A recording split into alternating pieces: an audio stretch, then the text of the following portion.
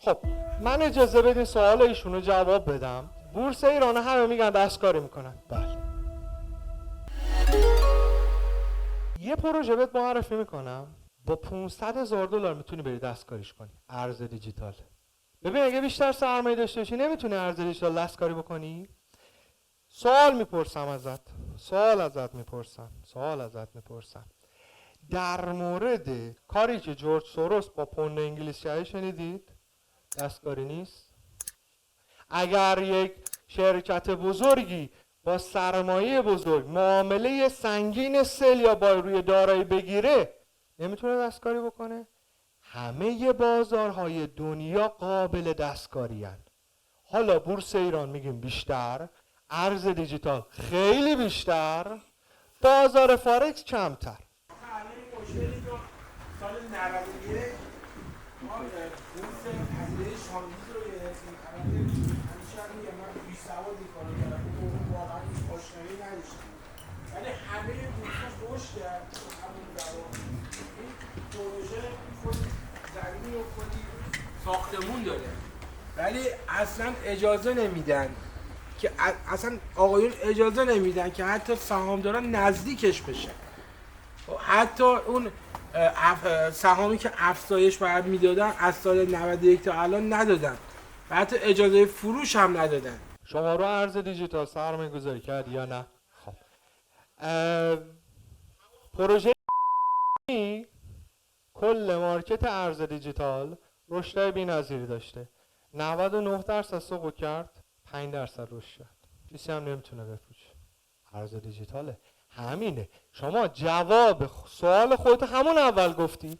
ببخشید من تکرارش کنم جسارت نباشه.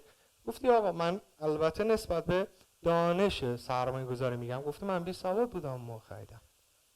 قطعا همینه.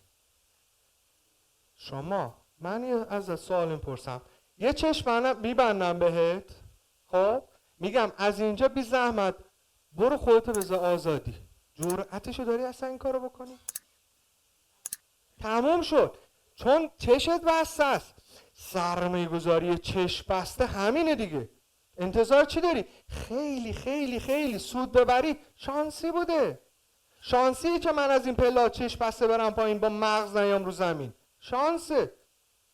چشمم بسته است جایی نمیبینم. شما دانش داری برای سرمایه گذاری. آقا بورس ایران دستکاری میشه قطعاً. دلار دستکاری میشه قطعاً. سکه طلا دستکاری میشه قطعاً. ارز دیجیتال دستکاری میشه قطعاً. حالا یه بازاری عمق کمتری داره، یه بازاری شناوری کمتری داره، راحت تر میشه دستکاریش کرد. یه دارایی هایی مثل جفت ارزهای فارکسی کار خیلی سختیه. سرمایه خیلی بزرگی میخواد، اتفاقات بزرگی میخواد، دست به دست هم بده که بتونن دستکاریش بکنن. اما خب چرا من از اون دستکاریه بهره برداری نکنم؟ سال 98-99 بورس چرا رشد کرد؟ دولت پول میخواست. پولش از کجا میخواست تامین بکنه؟ واگذاری شرکتاش. میخواد داراییاشو بفروشه. خب دارایی رو بفروشه کدوم آدم عاقلی زیر قیمت میفروشه؟ من آقا یه خودکار دارم میخوام بفروشمش، میام چی کار میکنم؟ کلی تعریف و تمجید میکنم، شما رو وادار میکنم حمله بکنی برای خرید خودکار که خودکار 10 تومانی رو بفروشم 100 تومن.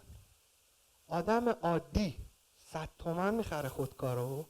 آدم عاقل میدونه من میخوام خودکارم بکنم 100 تومن، یه خودکار میخره میگیره دستش تاشو 100 تومن میفروشه. اینی که شما گارد داری نسبت به بورس ایران مال داغیه که سهام پدیده شاندیز به دلت گذاشته. مردمی که گارد دارن در مقابل بورس ایران مال داغیه که سال 99 بورس ایران به دلشون گذاشت. چرا؟ چون چشم بسته سهام خرید.